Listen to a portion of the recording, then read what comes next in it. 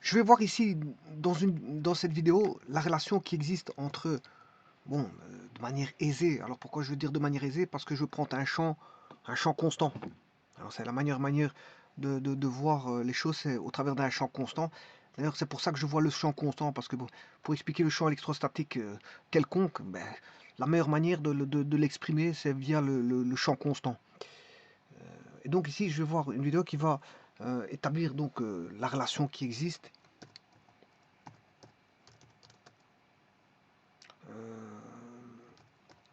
entre le champ électrostatique,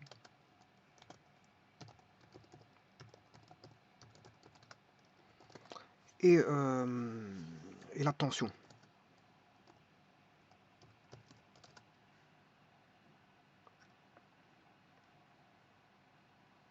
Donc il y a un lien entre le champ électrostatique et la tension. Alors le lien, bon, je l'ai déjà vu, hein, mais maintenant je vais aller un peu plus en détail pour voir le lien intime qui existe entre le champ et la tension.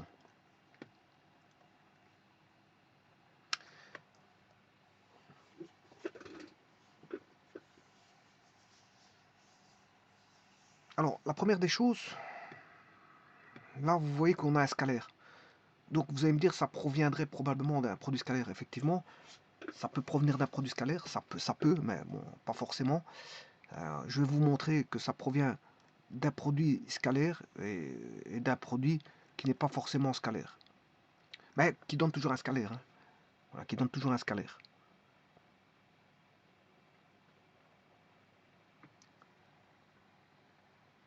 Ici, c'est pas parce qu'on a. Pour avoir un scalaire, c'est pas forcément un produit scalaire. Hein. Voilà, parce que produit scalaire signifie que vous avez des vecteurs. Multiplication de deux vecteurs. Mais un scalaire peut provenir tout simplement de calcul de valeurs. Hein. K fois A, voilà, on a un scalaire ici, c'est pas un vecteur, ici c'est pas un vecteur, on a un scalaire. Donc le U peut provenir soit d'un produit scalaire, mais d'un scalaire tout court. Voilà.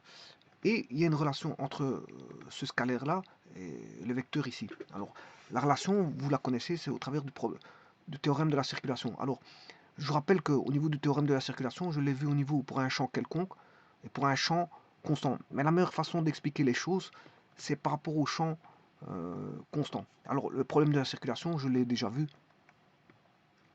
Alors comment j'avais établi le théorème de la circulation dans un champ constant, il fallait deux plaques, voilà, on avait un générateur ici à courant continu, une sorte de tension qui alimentait des charges, voilà, sur des plaquettes conductrices. Voilà, d'un côté, on ramenait les charges négatives. Voilà, donc on avait du négatif, comme ceci. Et de l'autre côté, on ramenait les charges positives, donc du conducteur, pour électriser la plaquette conductrice. Et bien sûr, dans l'isolant, on avait du vide. Du vide. Donc, de ce fait-là, on avait des charges Q+, et des charges Q-. Et donc, à l'intérieur, on mettait voilà, un électron qui allait circuler, par exemple, alors de A à B. Alors, pourquoi de A à B? Alors, le champ, il était constant, ça veut dire que les lignes de champ sont parallèles. Hein. Mais à l'intérieur, bien sûr, entre les deux plaquettes qui sont planes et parallèles, on a un champ parallèle, des lignes de champ parallèles, mais on a des vecteurs champ électrostatiques qui sont parallèles aussi. Bon, un champ constant, ça veut dire le champ, même direction, même sens, même direction, même sens et même norme en tout point, là où existe le champ constant. Supposons que si je le mets ici, ce vecteur-là, on va le retrouver ici, mais pas en dehors d'une région. Hein. Ça, c'est valable dans une région, parce qu'en dehors, le champ n'est plus constant. Le champ est variable, et donc, là, ça, c'est la région R, dans laquelle on a le champ constant, puisque après, les lignes de champ commencent à se déformer pour finir par être comme ceci. Voilà. Au-dessus, c'est pareil. Voilà. Les lignes du champ vont du potentiel du plus grand au potentiel le plus petit. Voilà. Donc en extérieur, c'est pas valable, c'est dans une région donnée. Et donc, bon, je ne suis pas obligé de mettre 50 000 vecteurs E qui vous indiquent que le champ est constant partout. Ça, on le sait. Voilà. Ça, on le sait. On a ceci en tout point de la région R. Bon, ce qui veut dire qu'ici, je vais mettre qu'un seul vecteur E. Et bien sûr, si je place une charge Q qui est positive, eh bien, on aura E est égal à F est égal à QE. C'est-à-dire que si Q est positif, ben, la charge va se déplacer suivant une trajectoire donnée. Voilà, trajectoire donnée de A à B. Va aller de A à B. Donc il aura le même sens que E. La force électrostatique aura le même sens que E. Donc en tout point, on aura un vecteur force électrostatique qui a le même sens que E parce que voilà, j'ai pris un Q positif. Donc la charge va circuler le long d'une trajectoire pour partir bien sûr de A. La force reste parallèle en tout point de la trajectoire où la charge circule. Bien sûr, vous aurez compris que qu'est-ce qui circule. Pourquoi a-t-on cette force? Parce que il y a la charge qui est là. La charge Q+ est là. Alors, quand je dis qu'est-ce qui va circuler, c'est la charge qui va induire, bien sûr, en tout point de la trajectoire, une force électrostatique. Donc, ce qui va se passer ici, on aura, voilà, si je suis là, je vais essayer de suivre la trajectoire au mieux que je peux. Je vais remonter, puis ça redescend. Mais la force, elle reste toujours constant, parallèle aux lignes de champ.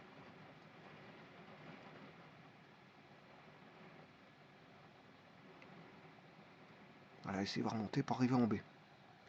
Voilà, donc elle est partie de A pour arriver en B. Bon, ça c'est la première chose. Maintenant, si j'avais pris une charge négative,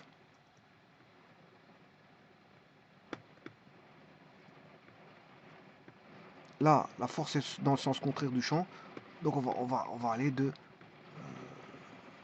le sens contraire. Donc on va aller de A à B, parce que la force cette fois-ci est dirigée dans l'autre sens,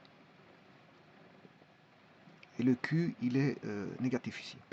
Donc dans ce cas-là, cette force électrostatique sera dans l'autre sens du champ.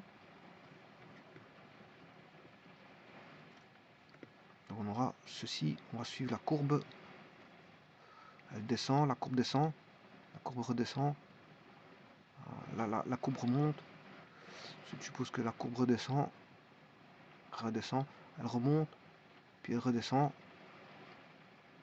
elle remonte, voilà, puis elle redescend. Ce qui veut dire qu'ici, la force électrostatique arrive en B, et c'est le trajet final. Donc il y a deux cas de figure, hein. Bon, donc soit la force est dans un sens ou dans l'autre, pour un champ donné. Maintenant, si j'inverse les polarités, le champ va changer de sens, hein. Si je mets le plus à droite et le moins à gauche, le champ va aller du Q+ vers Q-. Et si Q+ est à droite, ben, le champ va aller de droite vers la gauche. Voilà. Donc si vous voulez, il peut y avoir 4 cas de figure, hein. Les cas de figure qu'on peut avoir, c'est le champ. Le champ peut être comme ceci. Et là, on peut avoir une force qui peut être de même sens, ou une force de sens contraire. Alors ça, c'est deux cas de figure. On a deux cas de figure. Maintenant, si le champ est dans l'autre sens, bah, on a toujours aussi deux cas de figure. Soit la force elle va être dans le sens contraire, soit la force va aller dans le même sens. Voilà, on a quatre cas de figure.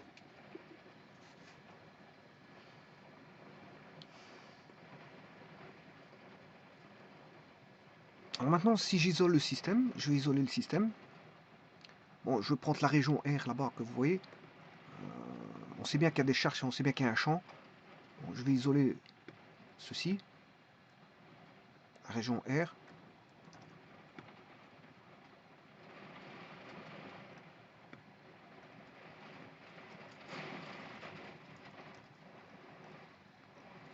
Et je prends la charge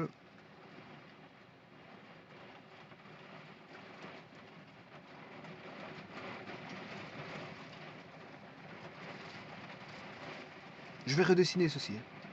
La région, c'est un domaine, hein, un domaine ou une région. Alors, je vais aller du point A et la charge va circuler pour aller au point B dans un champ constant.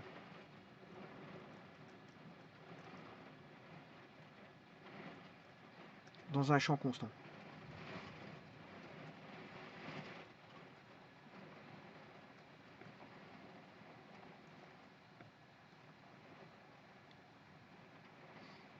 Dans un champ constant.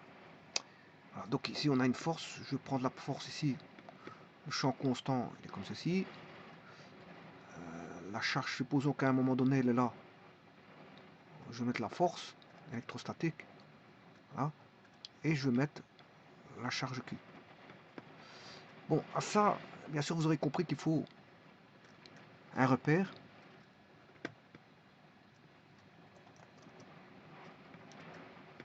Un repère que je vais appeler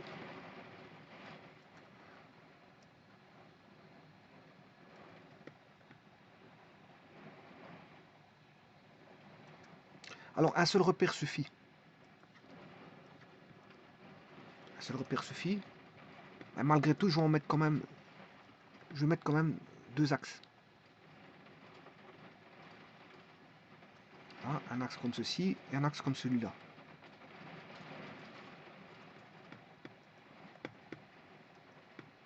Alors celui-ci, je vais appeler Y. Celui-ci sera l'axe Z.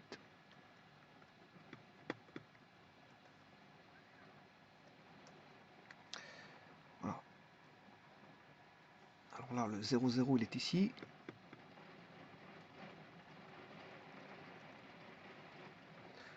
Là, c'est Z1 et là, c'est Z2.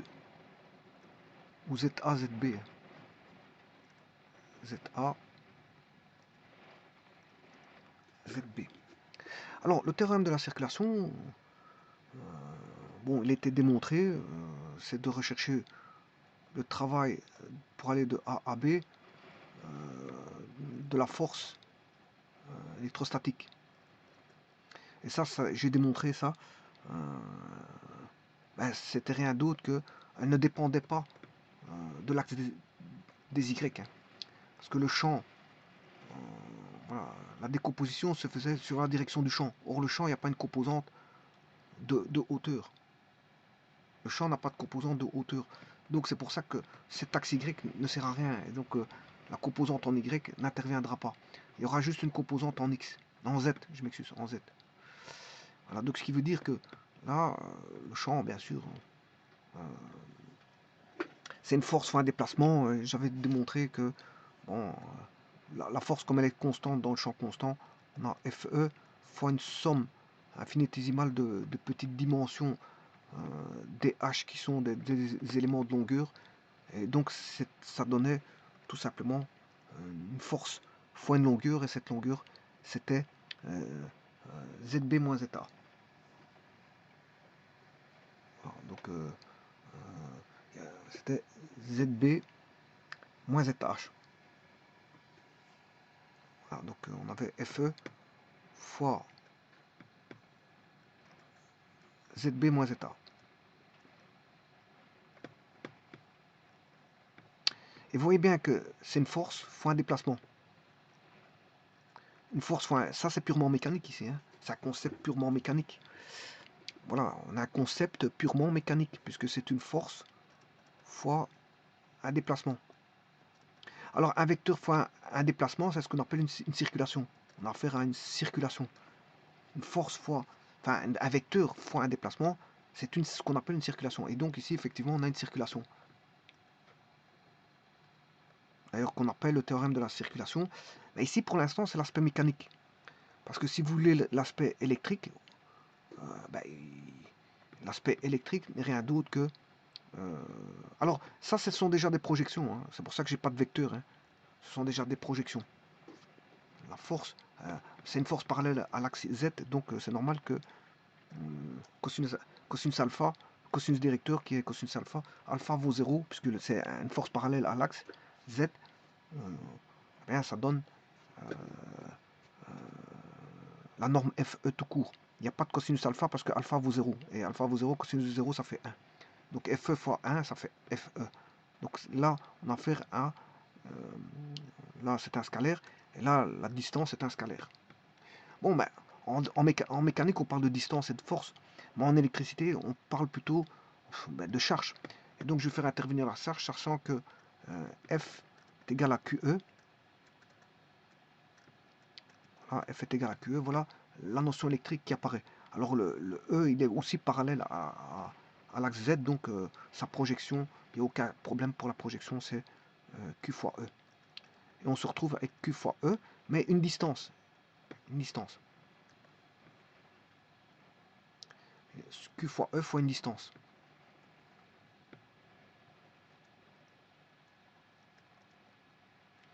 Bon, alors ici, en mécanique, on ne parle pas de distance. Hein. Bon, c'est vrai que dans un condensateur, entre les deux plaquettes planes, on a une distance, c'est vrai. Mais on ne fait pas référence à ça. On fait référence plutôt au potentiel électrique. Parce que quand on alimente, il y a un potentiel électrique. Donc, je vais repasser par le potentiel électrique.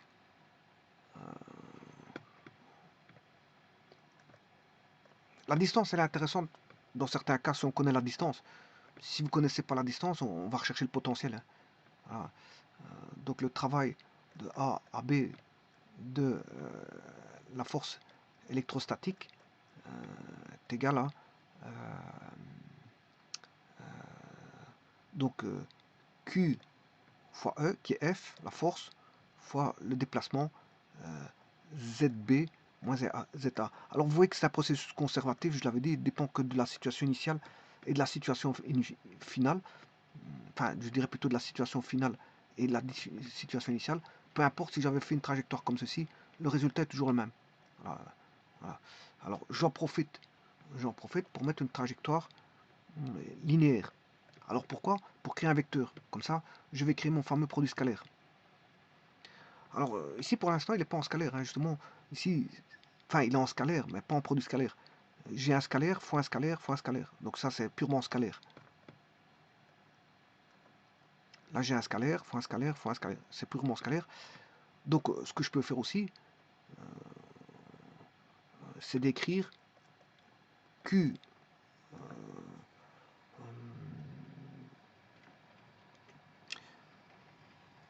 Alors par rapport au vecteur AB, ça c'est, je peux créer un vecteur. Comme ça indépendant de la trajectoire, ben, autant prendre un segment et ce segment-là peut-être transformer en un vecteur. Et là je peux voilà, écrire sous forme vectorielle.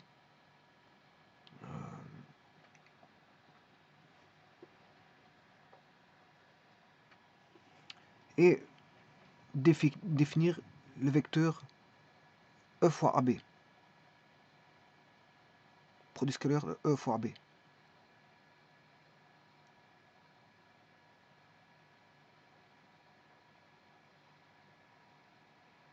Bon, avant de faire ça, donc tout ça c'est scalaire. Je vais faire un produit scalaire maintenant. Je le transforme en produit scalaire dans un instant. Alors sachez que on définit le potentiel scalaire, moins Z à une constante près, qui est égal au potentiel ceci. Donc si vous faites le champ fois la distance, mais vous avez un potentiel. Donc voilà le passage au niveau électrique. C'est un potentiel électrique. Donc là va disparaître la notion de champ et de distance et faire la place à un potentiel. Donc là si j'écris ça, j'aurai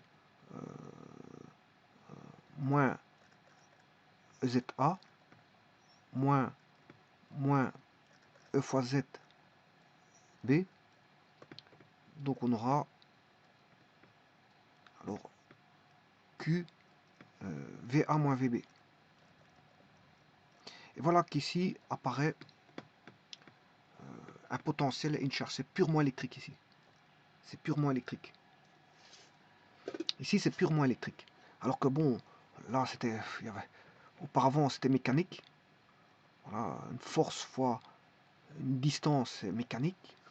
Une charge fois un champ, ça reste électrique, mais on a une distance qui est mécanique. Voilà, c'est plutôt de la mécanique, hein, ça. Enfin, c'est la géométrie, mais bon, c'est beaucoup utilisé en mécanique, la géométrie. Et ici, bon, on a plus de distance. Là, c'est vraiment un potentiel. Voilà, c'est un potentiel.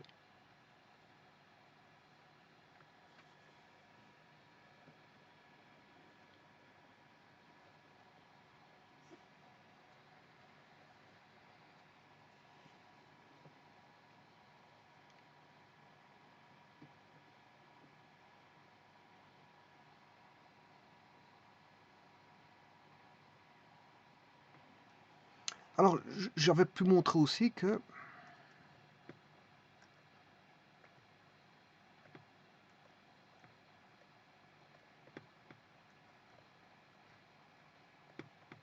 le travail de AB, de A vers B, pour aller de A à B, des forces électrostatiques,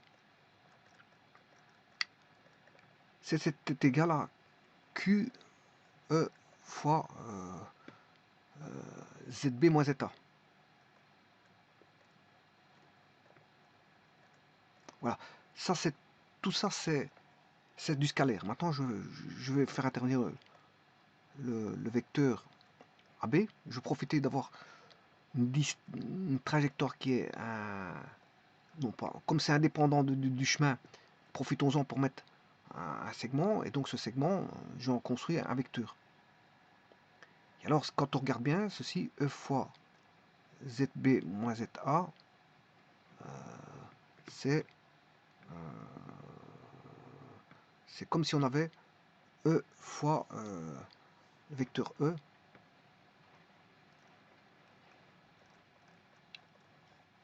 fois AB. Produit scalaire AB. Donc voilà, c'est comme si on avait ceci. Parce que la norme de E c'est E, la norme de AB, ici ZB moins ZA, il y a un angle ici, alpha. Là,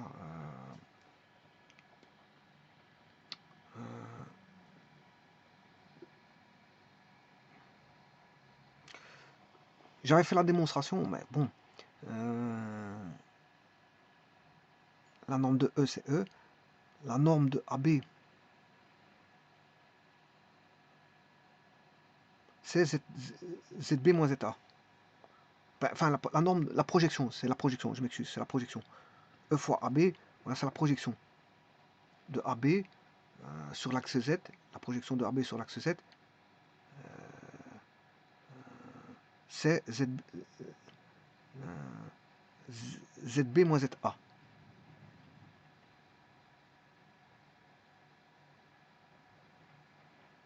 Voilà, c'est la projection. Bon, le E c'est comme si on avait, il a la même direction que Z. Hein. Voilà.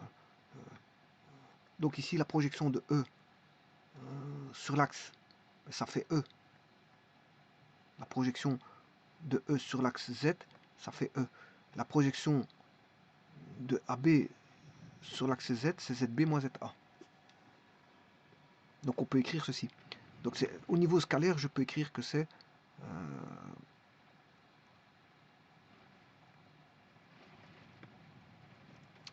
Q fois E fois AB.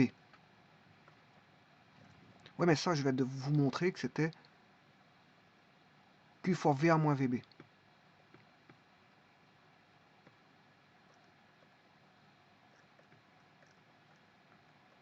Donc qu'est-ce que je peux dire? Que E fois le produit scalaire de A fois AB est égal à VA moins VB.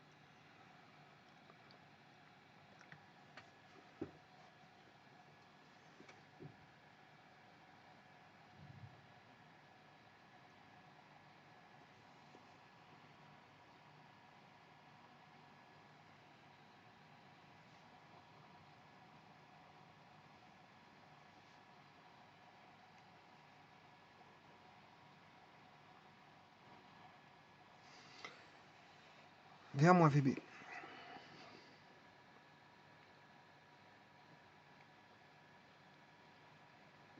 Maintenant, je vais discuter sur le signe. Je vais faire une étude de signe.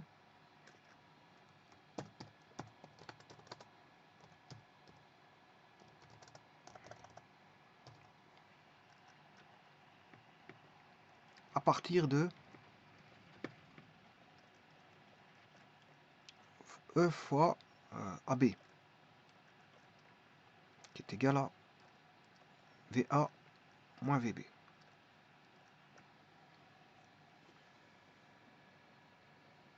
Et donc, VA moins VB, bien sûr, c'est UAB. UAB. Alors, supposons que UAB est positif. Alors, il y a deux cas de figure. Soit il est positif. Bon, il peut être nul, mais ça veut dire que VA égale VB. Hein. Potentiel en A égale potentiel en B. On a le même potentiel.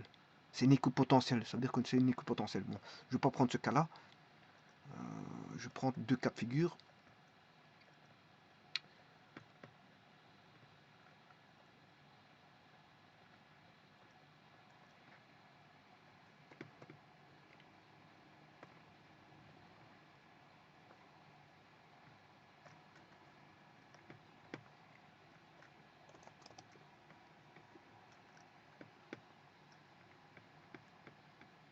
Bon, ici, si je prends UAB positif, ça veut dire que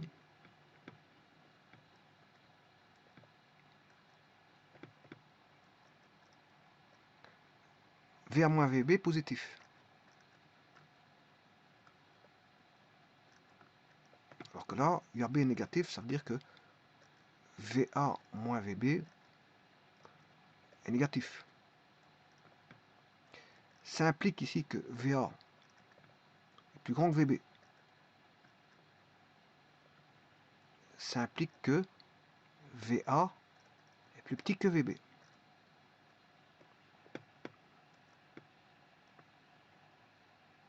Ouais, mais ici, c'est dire que aussi EAB est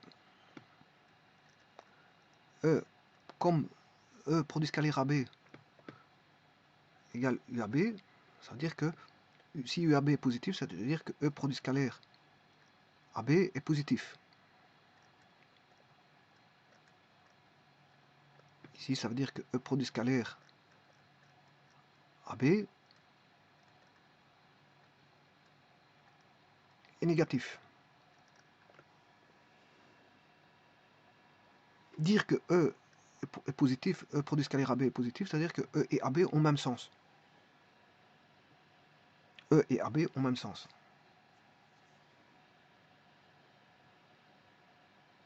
Mais VA plus grand que VB.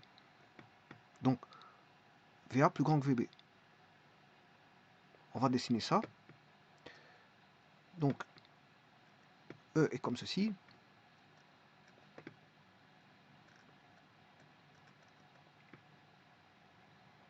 Le vecteur AB est comme ceci. Ils ont les mêmes sens.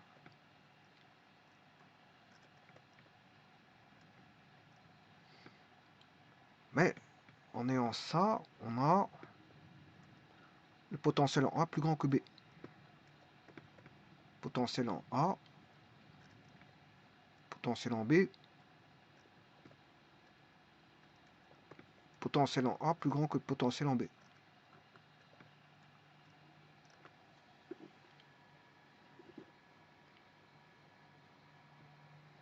Donc le potentiel du côté A est plus grand que le potentiel en B. Second cas de figure.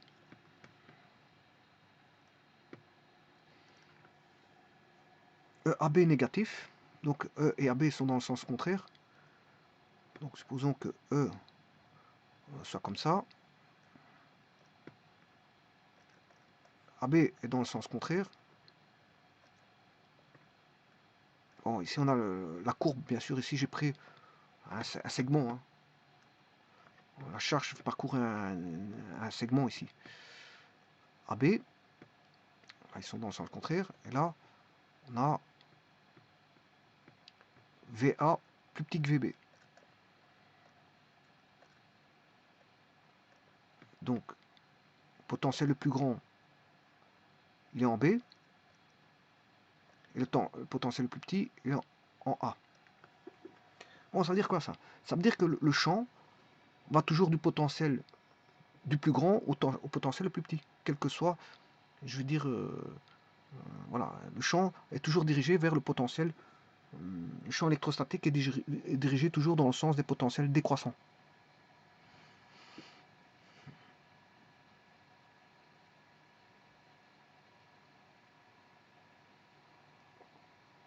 Le champ électrostatique est toujours dirigé dans le sens des potentiels décroissants.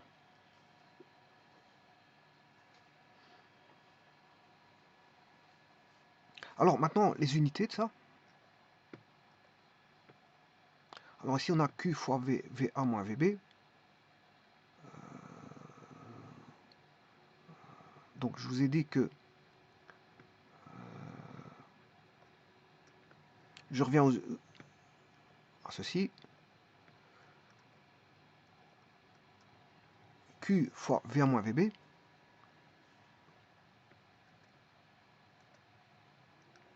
Q fois E ZB moins ZA. Donc ici je peux dire que c'est Q fois E fois une longueur. C'est une longueur. Et, voilà, la longueur c'est la longueur AB. Parler de AB.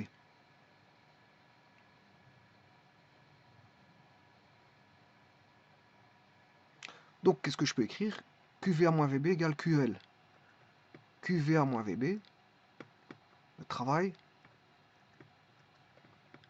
pour aller de A à B,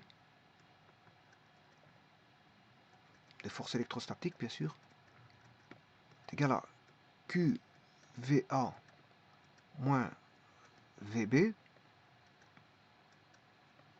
ça bien sûr c'est égal à Q fois E fois la longueur pour aller de A à B, qui est ZB moins ZA. QEL. Q fois E fois une longueur qui est la longueur voilà, AB projeté sur l'axe des Z. Donc je peux simplifier et dire que bon, VA moins VB c'est Q U AB.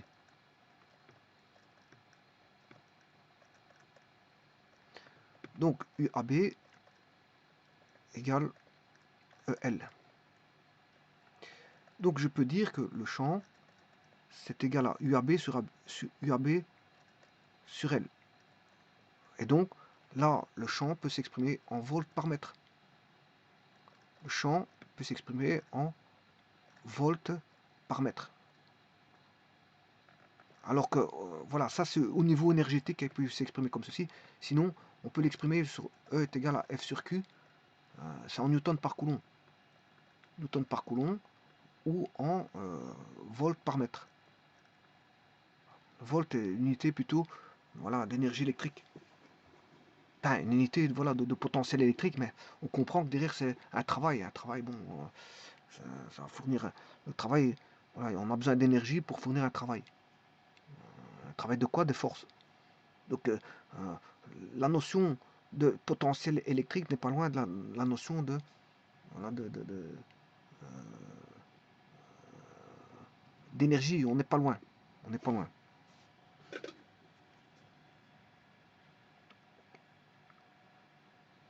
Voilà, ça c'est pour les unités. Bon, maintenant les conséquences de ceci. Le champ électrostatique est dirigé dans le sens des potentiels décroissants. Ça a une conséquence. Si vous mettez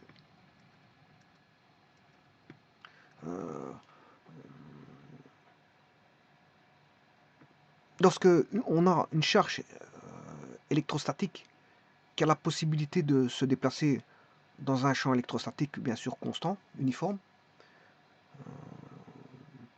on a ce qu'on appelle une transformation qui va être une transformation spontanée. Elle va se faire spontanément. Je prends par exemple ici un électron. Dès le moment où on va placer un champ, ben, bien sûr dans un champ constant, hein, parce que j'ai mis deux plaquettes. Je mets un condensateur ici. Si vous mettez voilà, alimenté comme ceci, avec de plus ici et du moins, ben, l'électron va partir en ligne droite. Voilà, donc on aura ici une transformation spontanée. L'électron va partir directement en ligne droite. Donc on a ce qu'on appelle un déplacement spontané parce qu'on a une transformation spontanée. Le fait d'avoir mis une tension comme ça, une tension UAB, voilà, en A et en B, ben, on va avoir l'électron qui va se déplacer. Alors la charge va se déplacer sous l'action bien sûr de la force électrostatique qui va naître parce que par l'interaction des forces créées par le champ va créer les Q plus et Q moins vont créer le champ. Voilà, et si vous mettez une charge dans ce champ qui va faire révéler l'action de la force sur l'électron, cet électron bien sûr va subir un déplacement. Alors si la charge est positive, F est égal à QE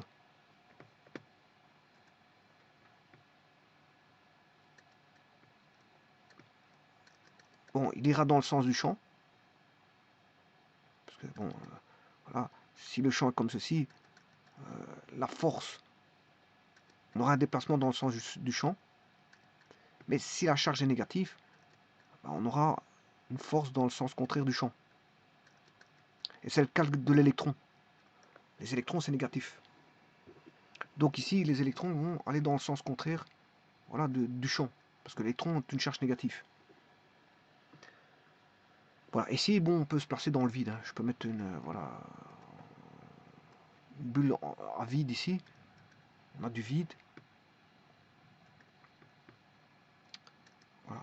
Et ça, c'est vrai pour un électron placé dans le vide, pour lequel on va placer comment on appelle ça, des plaques parallèles, conductrices, qu'on appelle, bon, qui constituent un condensateur. Maintenant, si vous êtes dans un conducteur métallique, je prends un bout de cylindre,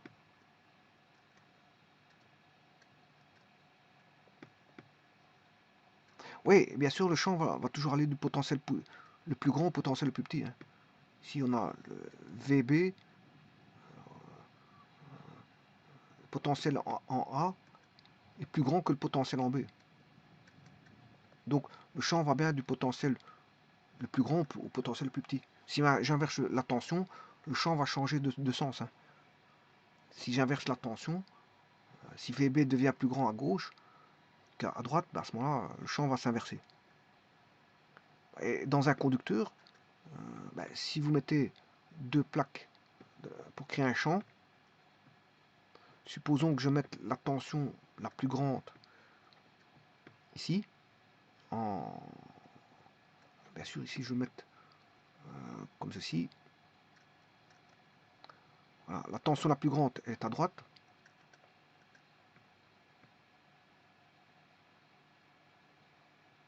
donc on aura de plus ici et du moins là, c'est-à-dire que le champ ira comme ceci, et comme les électrons de conduction à l'intérieur du métal sont négatifs, les électrons de conduction sont négatifs, et on aura F est égal à QE. Comme ils sont négatifs, les électrons de conduction iront dans le sens contraire. Voilà, c'est les électrons de conduction vont constituer ce qu'on appelle le courant électrique. On aura voilà, des forces électrostatiques qui vont faire en sorte que les électrons vont se déplacer dans le sens contraire du champ.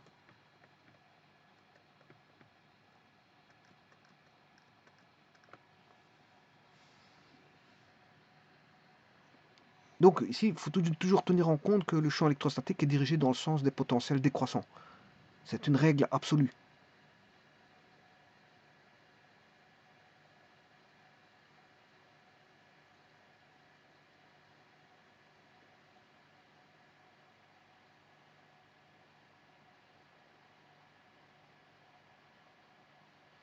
Donc on a d'un côté des électrons qui évoluent dans le vide, que voici. Voilà, ils vont dans le sens contraire du champ, parce qu'on a une force électrostatique qui va être en sens contraire du champ. Et maintenant, si vous parlez des électrons de conduction dans un conducteur métallique, voilà, là, on parle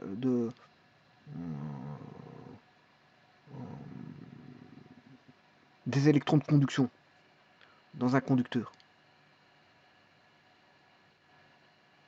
Et donc là, les électrons sont ce qu'on appelle les porteurs de charge.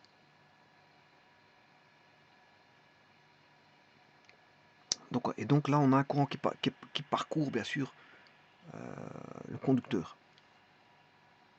Et justement, les électrons là de conduction sont le fruit, bien sûr, de l'existence du courant électrique dans le conducteur.